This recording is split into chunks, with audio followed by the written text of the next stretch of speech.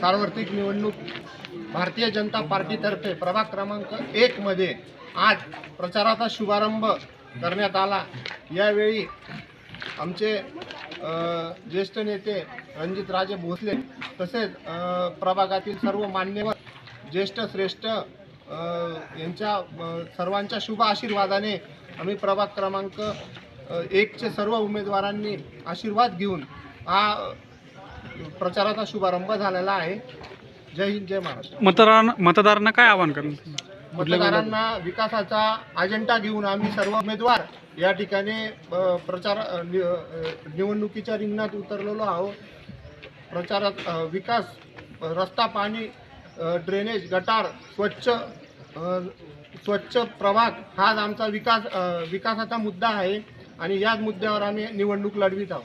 कुठल्या कॉलने फिरणार आहे